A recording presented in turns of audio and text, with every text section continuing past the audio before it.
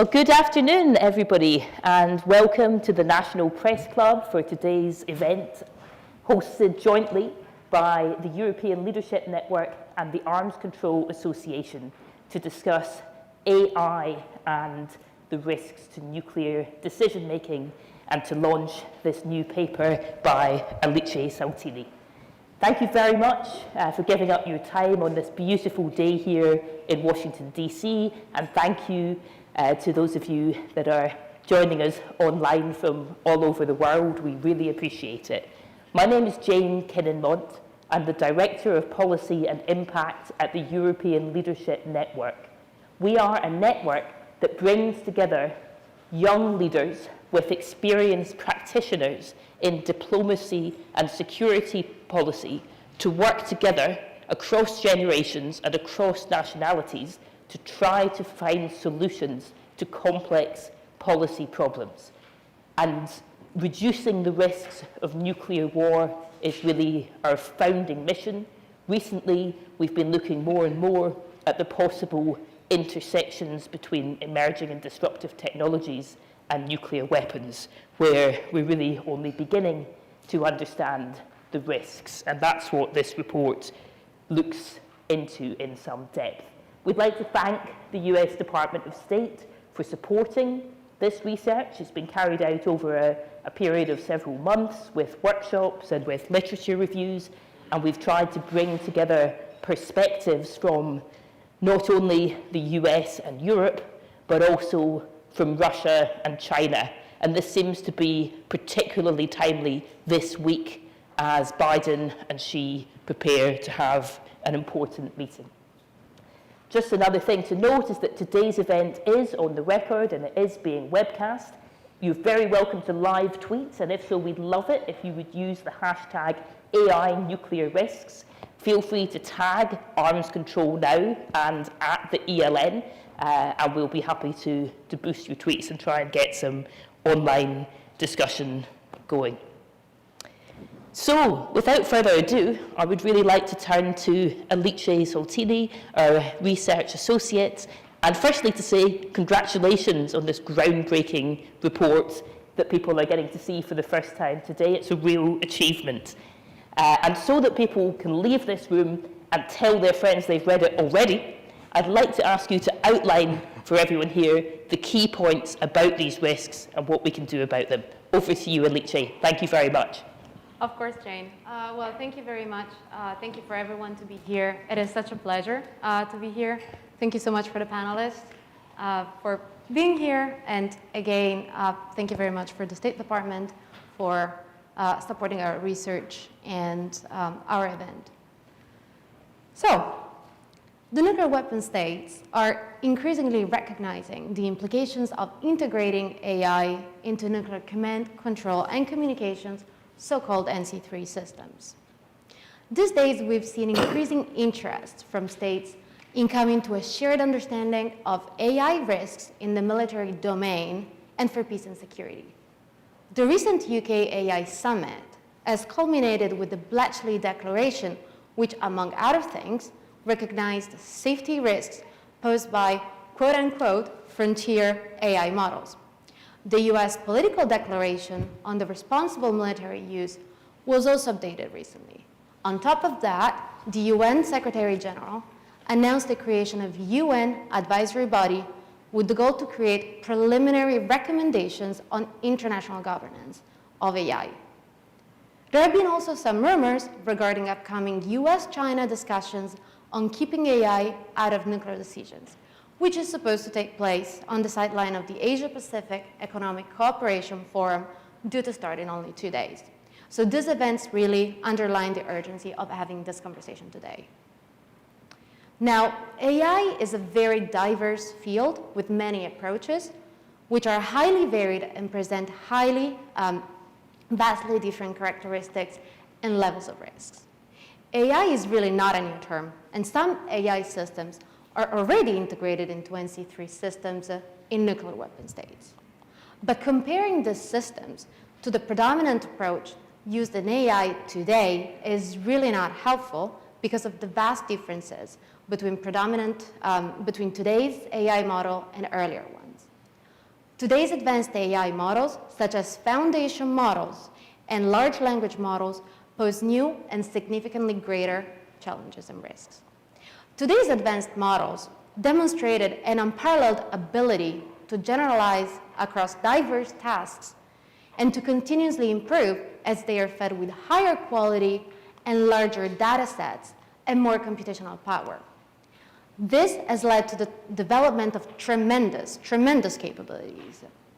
But these capabilities also bring many unresolved problems that severely hamper their applicability into sensitive domains.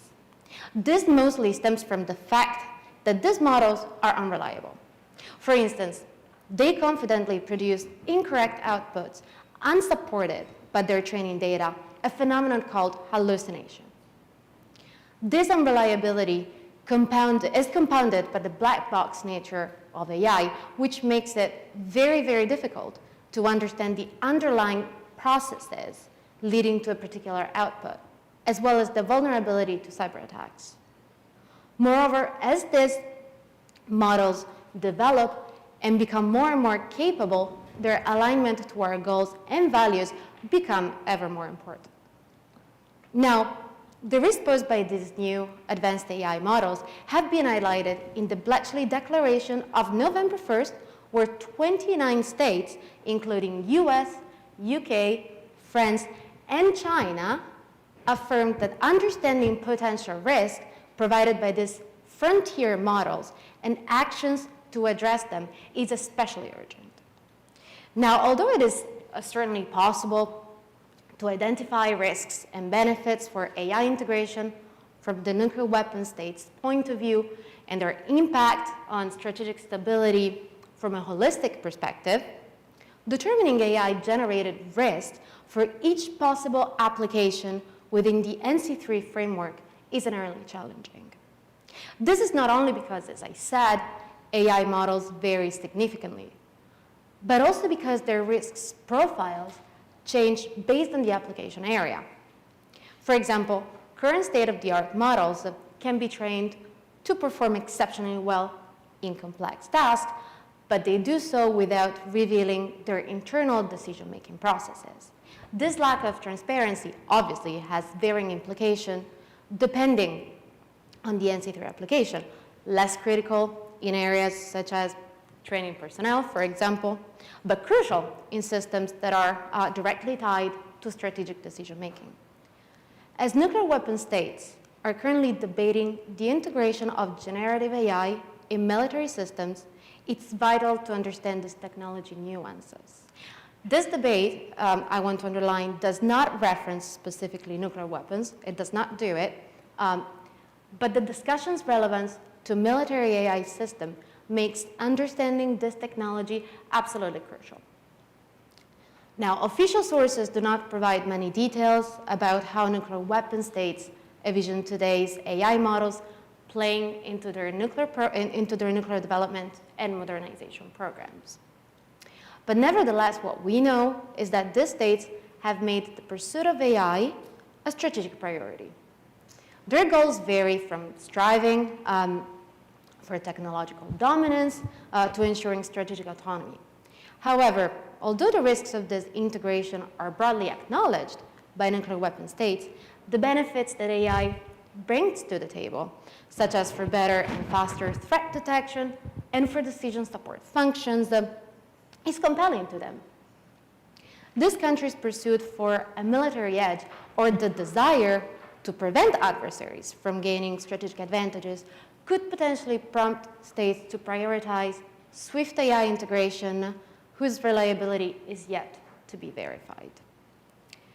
Now, each state approaches integration with nuances reflecting specific nuclear doctrines, military cultures, civil-military relations, and ethical consideration. But it is difficult to have a detailed assessment due to the limited publicly available information on this topic. Most of the existing literature centers around the US, but lacks in-depth analysis of official sources of other nuclear weapon states, particularly Russia and China. However, All the states recognize AI's potential to improve situational awareness, early threat detection, force management, and decision support processes. They are equally aware of the risks, so data flaws and poisoning, biases, cyber vulnerabilities could skew decision-making, potentially leading to unintended escalation and possibly undermining strategic stability. Even though official documents might bypass explicit nuclear mentions, open source records hint at a shared understanding among these countries, which is fully automated nuclear decision-making is just a no-go. The concept of keeping humans in the loop seems to be universally acknowledged, but its interpretation varies. The US, UK, and France are clear about ensuring human oversight in nuclear decisions, while in China and Russia present a bit more of an opaque stance.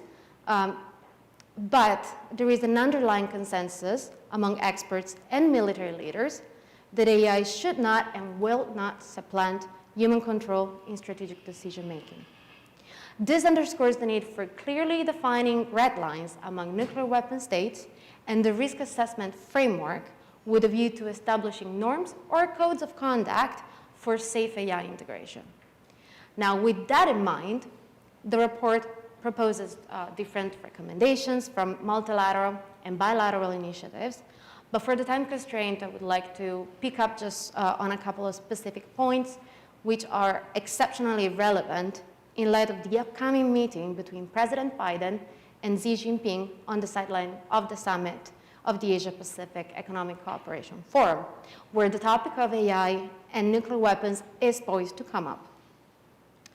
Now, the Bletchley Declaration of November 1st calls for classifications and categorizations of risks based on national circumstances and applicable legal frameworks.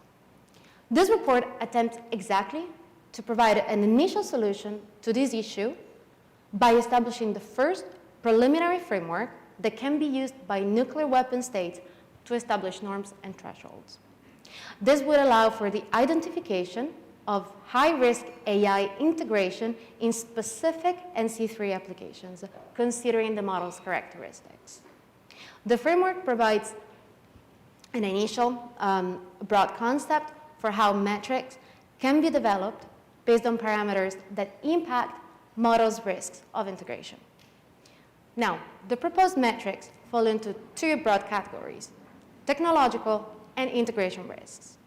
Technological risks cover a model's generalizability, which means the model's adaptability across different functions, its scalability, which refers to how efficiently a certain model can grow when fed with more data and computational power, and its overall performance. Moreover, technological risks include also transparency, referred to the model's interpretability, meaning, as I said, how well we understand the decisions made by the model, and finally, reliability, which includes risks of hallucinations, cybersecurity risks, and models alignment. These factors are deeply interconnected. As of today, as the model grows in capability, and so becoming, as I said, more generalizable, more scalable, and performing better, it also becomes less transparent. This increases the black box nature of AI, where we see its outputs, but we really don't understand its decision-making processes. So this lack of transparency can make it challenging to anticipate reliability issues, such as hallucinations, cybersecurity vulnerabilities, and making the impact of steering these models, the so-called alignment problem, potentially even more complex. So there is significant interplay between these factors, and there is still a lot of research that must be done to uncover the exact dynamic of these associations. Then the second area covers integration risks, which assess the model's impact and required automation within NC3 application, ranging from low impact, such as, for instance, monitoring system health and training personnel, to moderate, such as sensor data analysis, to potentially high impact, such as suggesting courses of action during a crisis and target identification. This metric is further compounded by the level of autonomy, which can range from light automation to full autonomy. Now, the risk profiling systems, these risk profiling systems, can be elaborated into a more comprehensive framework, which can provide specific risk profiles, as well as a scoring system, a sort of a calculator, if you wish, to enable the classification of high-risk AI systems in high-risk integration areas and create a threshold bearing their use.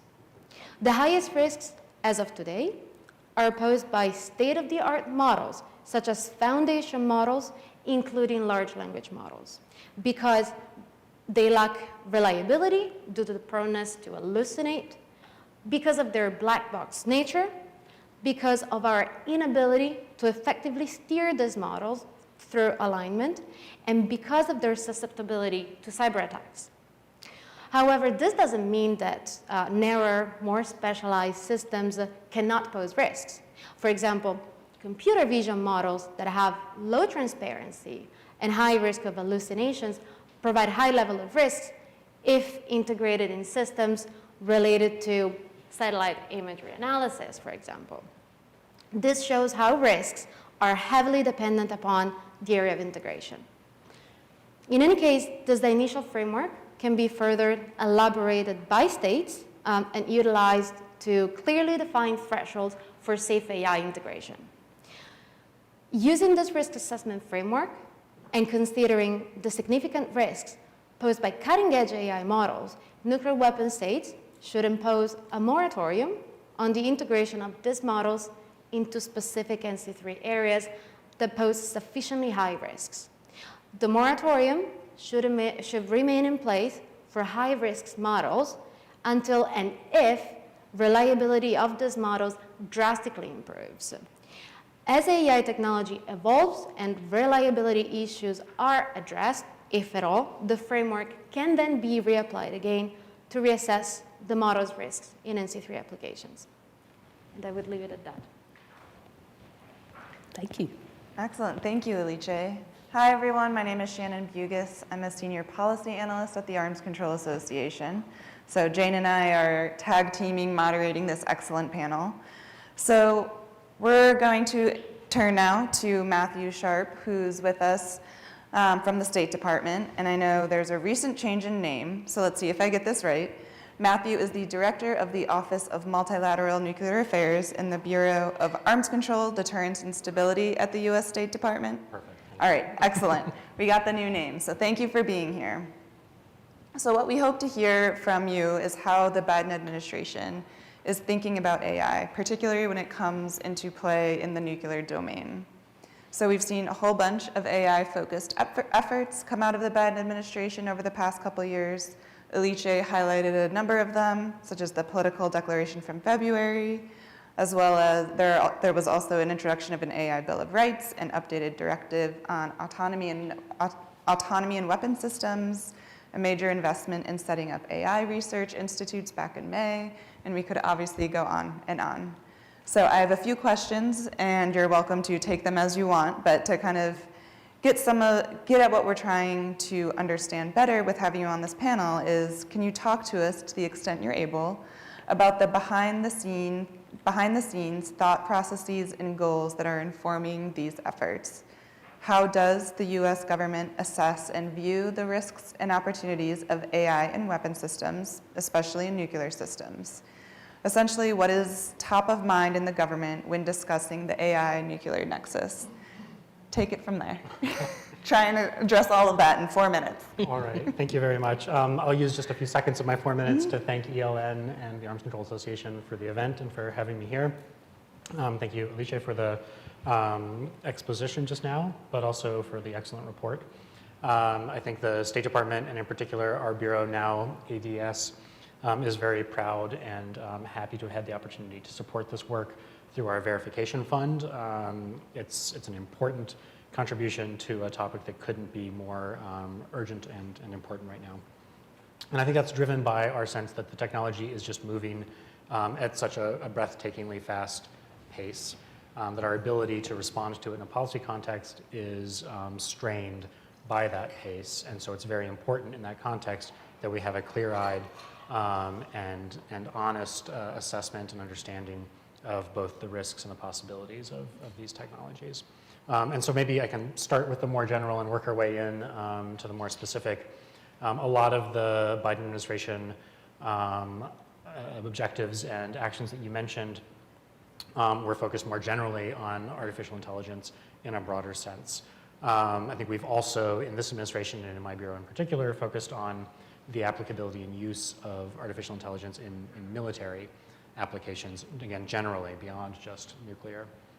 And there, as the report shows and goes into some depth on, there are both risks and opportunities. You know, there are opportunities for things like minimizing civilian harm. There are opportunities in avoiding unintentional engagement. There are places where the technology can help result in more stability and not less. But the risks are also very clear, and the report lays them out, and you just helped walk through some of them briefly with us now.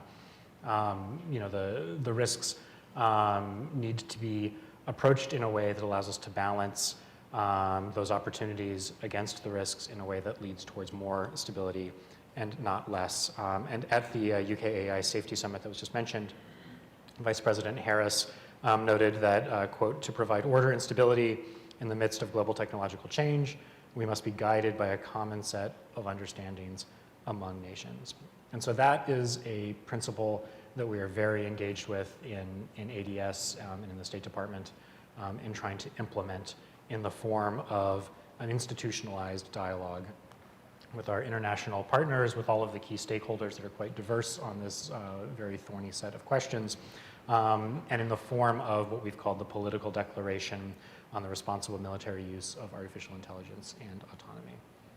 Just this morning in New York, there was an event with the United States and our now 45 co-subscribers to the political declaration to roll out that text, which features 10 basic practices and general themes to approach this set of questions. In other words, the high-level sorts of guidelines and aspects of an approach that can help lead to the responsible and thoughtful deployment that we seek to do that balancing between risks and opportunities. Things like calling for legal reviews of the implementation of technology, looking for ways to minimize unintended biases in those systems in some of the ways that Alice mentioned. Finding opportunities for rigorous testing and quality assurance, senior oversight as these tools are implemented into military uses. So this political declaration lays out a set of 10 of those general high-level themes and approaches. But the event this morning really went further in rolling out what we anticipate will be a very inclusive and international dialogue over the next months and years as we seek to turn those high-level principles into more tractable and implementable next steps. And so that dialogue was kicked off this morning in New York, as I mentioned. The political declaration is not nuclear in focus. It's about the military uses of the technologies. And so maybe to say a few words about the nuclear focus of this report and this panel. Again, we see benefits as well as risks. Here, benefits can include more cyber, in a cyber sense, more resiliency to command and control systems, physical security, better, faster information coming to decision makers. These are the kinds of things that the technology can enable that in principle could lead to more stability and not less. But the risks, I think, also are quite clear. They also include aspects of the cyber realm, but maybe more uniquely, and as the report goes into some detail on, at this new and sort of unique interface between humans and the algorithms. How do you assure that the confidence that's placed in the outputs of these tools is at an appropriate level? You want to get that confidence right, of course, to avoid misinterpretation and unfortunate consequences. All the more important in the nuclear sphere. And so again, I think what we see is that the way to thoughtfully and responsibly approach the rollout of these tools in the nuclear realm is to do so in a way that can balance and understand those risks and those opportunities in the right way. And so once again, the political declaration is a framework for going through that kind of responsible decision-making and implementation, and it's one that we see as applicable also in nuclear decision-making. More specifically, and Alicia mentioned this, there are specific constraints that we can speak to, and we've done so in the Biden administration in the form of the 2022 Nuclear Posture Review, which said that we would, quote, maintain a human in the loop for all actions critical to informing and executing decisions by the president to initiate and terminate nuclear employment.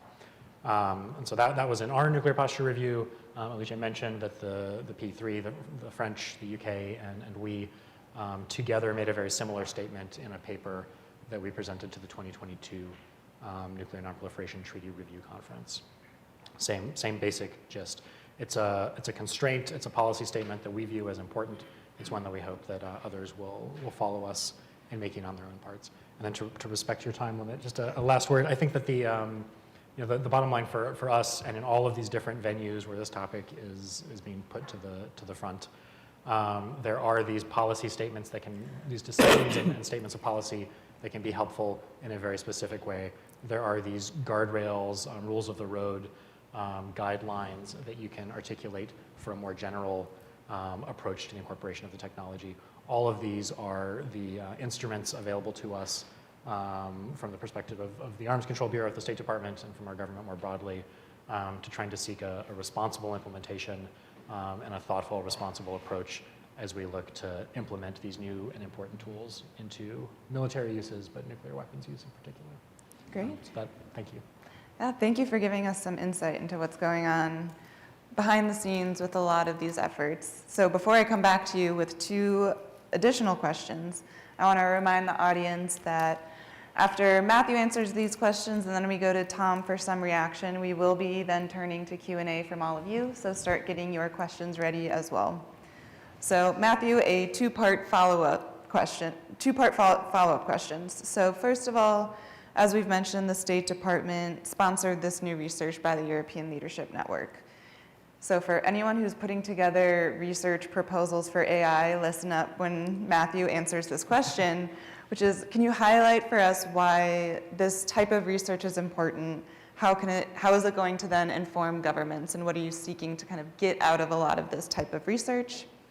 And then second, can you describe more of what the Biden administration is doing to address the risks? And by that, I'm looking specifically at, all right, where do we go from here? So the political declaration, you've touched on this a bit in your answer of kind of what comes next, right? But if you could talk a little bit more about that specifically so that perhaps in Q&A we can come back around and figure out where the Biden administration's thinking and a lot of Alicia's proposals about where to go may coincide. Yes, so the tool with which our Bureau supported this work is our verification fund. It supports smallish scale research projects in the academic and NGO world on a full suite of verification-focused arms control topics. This is actually one of 2 on topics related to artificial intelligence in the last round of support. The other is focused more on the potential benefits of emerging technologies and artificial intelligence in particular to new verification mechanisms. Are there ways that we can harvest broad data sets in the kind of traditional task of verifying arms control commitments and obligations? And so I think the answer to the question of why we see value in supporting this kind of work is that we recognize that there are both new challenges that are fundamentally different than we've faced before that stem from new technology, and also opportunities there that can help and enable the work that we do at the State Department and the Arms Control Bureau specifically. And I think we understand that in general this is true. It's an old tool. It predates the emergence of these large language models, but they are a great example of a place where we don't have all the answers inside the government. There is a very vibrant interagency discussion on all these topics. There's a vibrant international conversation in the most visible way these days in the political declaration sphere. But there are other smart people out there who will see things that we don't or we can't, and will generate the ideas that help us develop both the tools that take advantage of those opportunities where we can find them, and the tools that protect us against the risks that may be unanticipated. And so I think it's exceedingly important across the space of arms control that we have those voices given an opportunity to contribute. But this is a topic where it couldn't possibly be more important. So thank you again for the work. In terms of next steps, I'm the wrong expert to speak too far down the road. I'm filling in for some of my colleagues here who are actually in New York for the political declaration rollout. But as I understand from them, today we have gathered over the course of the past months of diplomacy a group of now 45, maybe it was 45 this morning, it may be more by now, states that agree with the principle that we need to have this thoughtful and deliberative conversation about how military applications of these technologies go forward. And so what does that look like over the next months? You can think about expert level discussion, you can think about exercises and workshops. I think these are very general principles that are enshrined in the political declaration that we have today, but their implementation is quite complicated. And so I think that's where it's necessary to bring the sort of technical and expert level into contact with those higher level political concepts. And so I think that's the discussion that we're looking to kick off. It's important for the same reasons that I mentioned before, that this be an inclusive dialogue. And so I think that's why it's so important that we have now 45 countries lined up and ready to take it forward. And we'll continue to look to broaden that discussion further. And so I think as that dialogue now kicks off, we'll be looking to do that balancing that I described between the obvious risks and sometimes the less obvious benefits. Okay. Thank you. Back over to Jane. Thank you, Matthew. Thank you, Shannon. And now I'd like to bring in Tom McCain. Tom is a former Director General at the UK Ministry of Defence and also a valued member of the ELN Senior Network. So Tom, you took part in some of the consultations for this project alongside experts from all the P5 countries. I'd love to hear your impressions and especially any thoughts you might have on where is there common ground. Thanks, Jane. I think, first of all, it's worth saying that it's quite a happy coincidence in a way that this report is being launched on the same day as the political declaration in New York and following closely in the heels of President Biden's executive order on this topic and the Bletchley Declaration that Matthew referred to in the UK a week or two ago. It's good that people are talking broadly about these issues. I should say that in my own career, while I did deal quite a bit with nuclear policy, it was a less fraught time, I think it's fair to say, in the period following the end of the Cold War and up until about 10 years ago. But even so, integrity of nuclear command and control and communication systems was always uppermost in people's minds. And I think the fact that I'm here today as a former defense and sort of nuclear deterrence person demonstrates that it's possible to be both a firm believer in nuclear deterrence and also concerned about the risks that AI poses. In fact, I've been looking at this topic in some detail for the last few years. I started out looking at it as one of a number of so-called novel and disruptive technologies that might bear on nuclear deterrence, including hypersonics and so on. But I concluded then that actually AI and cyber, in no particular order, were the most worrying areas in terms of the integrity of the control over nuclear deterrent systems. So I think this, as I've said, this report is timely. I was able to take part in one of the workshops, and I think the things that struck me most were, it was interesting to have a discussion involving people from the UK and the US and France and Russia and China, although of course the people who had come in from Russia and China were not members of the government or even terribly closely linked to them, I think it's probably fair to say. But we were able to review the bibliography, which you can access by using the QR code at the back of this report, which is actually worth having a glance at, because it gives you a rather rich picture of opinions and views that have been expressed in the UK, France, China, and Russia on these topics in the round. And one of the things that I thought that was hopeful about it was that there was a general sense that it was important to maintain human direction over any of this technology. Now, that is obviously not an official position across all of these P5, but it was a view that I think was fairly clear and came out at the workshop. The other thing that struck me was it was a very interesting mix that had been gathered by ELN of people who were very much from the AI community, who were expert in that field, as well as people from, I suppose you'd describe them as more of the arms control security community. And that was quite a rich mix.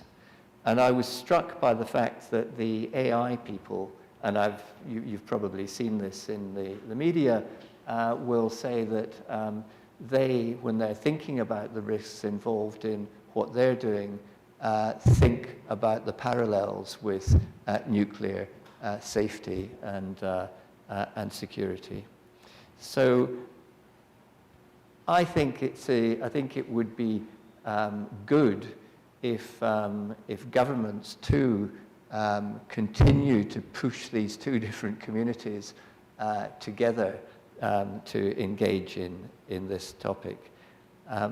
Another thing that struck me at that event was the use of a term fear mapping, which was a new one for me. And fear mapping means getting people to set down all the things that they worry about most in relation to a particular topic and engage together in discussing how these risks or threats might be managed. And I think that idea is one that might be taken further in the future in this context. There's been some, Alicia ran through a number of the recommendations in the report.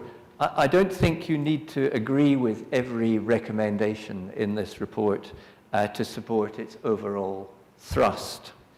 I think, for example, the proposed moratorium may have definitional problems. I think that the risk profiling that Alicia described is a good idea, and it could be, as you said, developed further to see whether it provides a better definition of what precisely we are concerned about here. But I think that said, everybody should be able to agree on the vital importance of protecting the integrity of nuclear command control and communications. Another point I would make, and I don't know if it came out in the workshop, but inevitably there is secrecy surrounding these systems, perfectly justifiable secrecy. And I think that is a real-world constraint in terms of how you bring all the relevant parties together to address the risks identified here. It's a significant verification challenge apart from anything else. Though, having mentioned the word verification, I suppose that one might think of whether there are ways in which AI itself could help with that topic. It's worth mentioning the what has been called the fail-safe approach, which was put in train in the following the last nuclear policy posture review here in the US. That seems to me to be another possible way to get into some of these risks by involving outside parties who are trusted parties to look into systems and identify where there may or may not be problems. And I think that's an idea that could be taken further, though one would have to acknowledge that it might be a difficult approach in authoritarian states. And let me finish by echoing Matthew's reference to the P3 statement that came out a year or so ago on maintaining a human in the loop in relation to nuclear weapons. Given what I've said earlier about some of the material that was uncovered in the bibliography, it doesn't seem to me to be completely beyond the realms of credibility that the P5 could sign up to some such statement. Obviously, that would be very much a bit of declaratory policy rather than anything more concrete or verifiable, but it would be worth doing nonetheless. And I'll just finish by saying, what about the other states in the world that are possessors of nuclear weapons? I think that some of the points that are made in this report may apply even more keenly to them. Thank you, Tom, and back to you, Shannon. Great, so now we're turning to the Q&A portion with all of you. So Caroline from NTI will be helping with bringing a mic around. So if you have a question, feel free to raise your hand. We'll wait a beat. If not, I can start up, but we have one question right here. Thank you. Thank you so much. It's a very timely report, as everyone already said. My name is Oleg Shakirov. I have a question to everyone, but in particular to Matthew. So right now it's obvious that the United States is driving this agenda, and other P5 states are only thinking about this, in my mind. And I want to ask in particular about how do you think the United States will approach Russia and China? And these are very different situations. So with Russia, there is a long history of arms control diplomacy between Russia and the United States. But currently, there is no dialogue almost. And it's unclear whether it will resume. But if it does resume, do you think the United States will put this issue of AI on the agenda? And with China, it's quite different. There is virtually no history of arms control comparable to Soviet, Russian, US. But on the other hand, we saw these stories that apparently in a couple of days, China-US relations on arms control will leapfrog from having nothing to talking about such sophisticated topic. So how do you think it's there is any kind of future for US-China dialogue more than just political declarations? Great, thank you for your question. Before you answer, Matthew, were there any others? Otherwise, I wanted to add a few on. Over at the back table, please, Caroline. And we'll take a few of these, let them answer, and then Jane will do another round of questions. And I think we'll go for questions for around 15, 20 minutes. I know we started a little bit late, so we'll keep the question portion going. But please, go ahead. Yeah, thank you for the discussion. I had a question on the political declaration. And as of like a couple of hours ago, states like Russia, China, Israel, India, Pakistan aren't endorsing states on the political declaration. And to some extent, this might be because folks might see a departure between the stated policy of the State Department and perhaps the Defense Department. So like on one hand, there's this political declaration, but then there's also the replicator program, there's Task Force Lima, and then there's the problem of secrecy, which compounds all of that. So to what extent do you think the State Department's diplomacy on this front is made complicated by developments inside DoD when it comes to AI and military command and control? Thank you. Yeah, and we'll take one more question right now. Yeah, thank you for so much for the discussion. I'm Han Beol-sung from Korean National Defense University. I think it's for the non-nuclear weapon state, without any single nuclear weapons, and we are worrying about the nuclear weapons in only nuclear weapon state, people. And moreover, it will be handed to the AI. So I think that it is strengthening the have or have-nots problem. It's a Korean perspective. So my question is that what do you think of the AI effect on nuclear arms reduction for the nuclear weapon state? And question number two is what would be the perspective of the nuclear armed state, including India, Pakistan, or North Korea? Thank you. Thank you. So I think the last question is definitely a free-for-all. Matthew, you were definitely put on the hot seat, I think, with a fair number of questions. So we'll start with you and then go to Alice and Tom. And for Alice and Tom, I have some questions for you if you could address as well. So Alice, if anyone wants to look at pages 16 and 17 in the report, you have this chart that's comparing different views among the P5. And what always strikes me when I see charts like this is I really want to know from the person who created it, right? What, like among those differing views, which we've seen already in when you mentioned earlier different definitions of keeping human in the loop, what do you view as like the biggest hurdles, right? Where are the points where there can perhaps be those moments of optimism, right?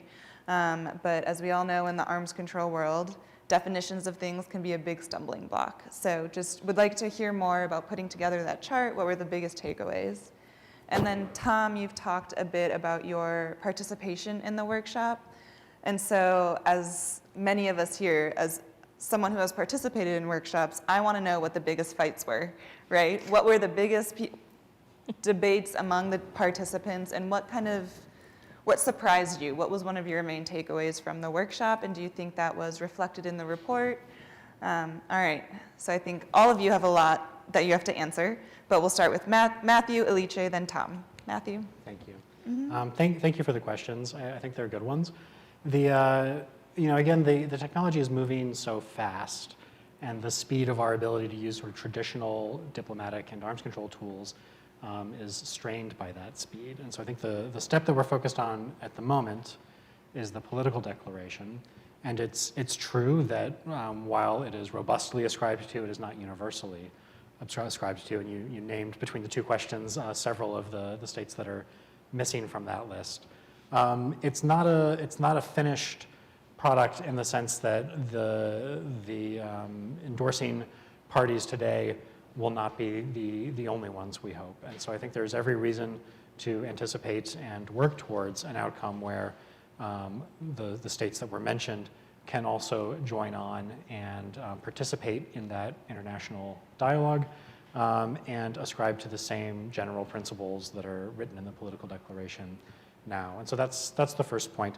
But the second point on the premise that the US is leading, I mean, I hope we are. I hope we're playing a leadership role. But I think we would object to the premise that we're doing it by ourselves. I think the P3 statement is a really important one. It shows alignment in an area where, as Tom knows very well, the words matter a lot. And the difficulty, even among friends, of closing those gaps is not trivial. And so I think the fact that we have a statement in common language from the P3 is an important data point. I think the report and the table that the next question we'll get at is really illuminating, and it's our impression also that all of the P5, while they have very different ways of talking about their nuclear doctrine, there is something of a commonality here on the sense of just how important it is to have humans, or maybe even very specific humans, as part of the loop of decision making on something as consequential as nuclear employment. And so I do think that there are aspects of common ground there. There's some reasons for hope that the dialogue on the concepts of a political declaration could evolve in a different direction. And you saw our National Security Advisor mention now 5 months ago in an Arms Control Association event that, that we hope this is an example of an area where we see potential utility to greater work among the 5 nuclear weapon states towards measures that can concretely reduce risks of nuclear conflict. I think there are pathways forward to see this be an inclusive effort in the directions that the questions mentioned. I think the third question maybe, oh sorry, the second question addressed also DoD. You know, we at the State Department, you know, our job is to be conducting foreign policy on the basis of US positions that are held across the government. And so of course, there should not be any such gaps from one agency to the next. What we say and the basis of our diplomacy is based on our policies and practice inside. DoD has been quite transparent over the past years about the ways in which these kinds of new technologies and artificial intelligence in particular are threaded through their broader programs and activities. And so I think I would commend to you that work. But the conclusion, I think, from those reports is that our policy is fully consistent with the principles that are being laid out in this political declaration, and they'll stay such. Thank you. Alice. Thank you. So on your question regarding the biggest hurdles among P5 states, well, in my opinion, what really struck me at the workshop, maybe Tom can also confirm that, but based on the research we have conducted and based on the bibliographies that we have commissioned, it really strikes me as like each one of the nuclear weapon states, they really do see AI as a strategic priority. So it is something that it is really worth pursuing for a military edge. So really the biggest hurdle that I see here is that nuclear weapon states do see a lot of the benefits, which of course AI provides, but this might kind of hide the risks that certain models kind of entail, and mostly depending on the area of integration.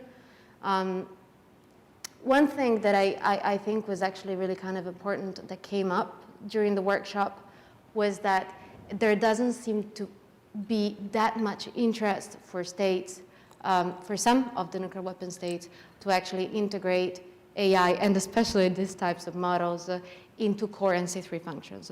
This is something that I found particularly true in some of the nuclear weapon states.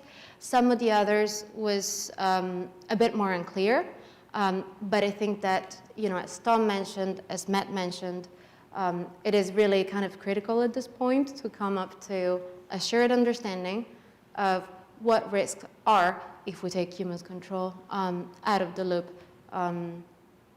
Yeah, so that's the thing. Yeah, so that's the thing. The biggest thing that struck me. Yeah. Thank you. Tom. Well, on the workshop, I think that it wasn't really a workshop where there was, where there were a lot of fireworks. There weren't major disagreements. There was quite a lot of excitement involved in the tabletop exercises, where there were lots of different points of view being expressed on how to address the challenges that we were asked to deal with. But I think that everybody at the event took a pretty sober and level-headed approach to what they were being asked to discuss. The thing that I took away from it, perhaps the most striking thing, was one or two of the people who were from the AI tech community stressed, how few people there were in the world who were really at the cutting edge of this technology. People talked about engineers at that level being numbered in hundreds, and B, that a large proportion of them were not keen to work on defense projects. And so you instantly were being told, well, there's a bit of a challenge here. But I hoped that while people might not wish to work with defense companies, they might be keen to work on addressing some of the risks that are being talked about in this report. But I do think that's a significant thing. And if I can just turn to the point that was the question that was asked about the impact on both, say, India and Pakistan and on non-nuclear weapon states.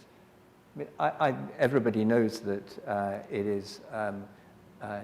it's difficult to engage with India and Pakistan on these questions, and this will not be any easier to discuss with these governments than other broader questions of nuclear deterrence, but that doesn't mean it's not worth trying to do it. And on the effect it might have on non-nuclear weapon states, I guess it will heighten some concerns among non-nuclear weapon states parties to the NPT, and that this will become an issue of greater debate in the context of review conferences and so on. I would be amazed if it doesn't. Thank you, Tom. So we have an opportunity just for a couple more questions before we invite you to join us for lunch.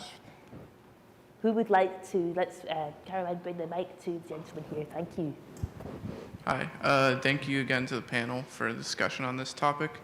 This is for Alice, on the research. I was curious if you personally, after doing this research, or any experts in the arms control or cyber realm express concerns that integrating even like lower risk AI into NC3 could create like a problematic new vector for cyber attacks from states or non-state actors, especially since NC3 struggles with the always never dilemma, always having to maintain security. I was just wondering if you could talk about that at all. Thank you. And we have time for one or two more if anyone else would like to come in. If not, then I'll just turn back to Alice to comment on that. And I just also wanted to say to our guests from Korea that I think Korea is going to be an extremely important voice in this discussion in the coming months as your country hosts the upcoming Re-AIM conference on AI in the military. So we hope to be discussing much more with that part of the world in due course. But Alice, I'll turn to you and just give you the closing word on this session. Yeah, no, certainly, absolutely. We actually did talk a lot about that. It came up very often into the conversation. So cyber attacks was really kind of one of the main points that participants discussed about. And as you mentioned, also lower risks AI models. So we're not just talking just about these cutting edge models, but we also refer to lower risk models. Of course, now when we have to distinguish between the two types, these cutting edge models, they actually do provide more risks in cyber vulnerabilities, as we know that, because as they grow bigger and bigger, it would be more difficult for us to detect cyber vulnerabilities. So of course, it is something that is mostly associated to bigger models, but also smaller models, more specialized models, narrower. That's something that absolutely came up about that. And I'm sorry, I actually wanted to respond about the non-nuclear weapon states. I'm sorry, I forgot about that. But this is actually something really interesting. It also came up during a panel that I attending during the NPT PrepCon. And one of the delegates actually asked me exactly the same questions, which was, so what can non-nuclear weapon states request to nuclear weapon states, that they do in terms of AI? At that point, I didn't have much of an answer for the delegate, because it's something that I really wanted to think through. But non-nuclear weapon states do actually have a big, they should have a big voice to play, especially in the NPT context. I actually wrote about, I can show it to you, but I actually wrote a commentary about how important it is to refer to AI, to actually talk about AI, start discussion within the NPT system, because it would involve also non-nuclear weapon states. They should have a voice in that. Absolutely, yes. Thank you, Alice. Back to Shannon. All right, I know everyone is probably hungry. I know my stomach is grumbling, so we'll close out the session. Thank you to our stellar panelists for taking part, and to Alice for writing this excellent report. I know this conversation, and I hope it was as helpful for you as it was for me in realizing a lot of the conversation that is going on about AI and the AI nuclear nexus and how people are thinking about problem solving. So thank you again to all of our panelists. Make sure to take a copy of the report with you. We'll definitely be sticking around if you have any follow-up questions, and enjoy lunch. Thank you. Thank you.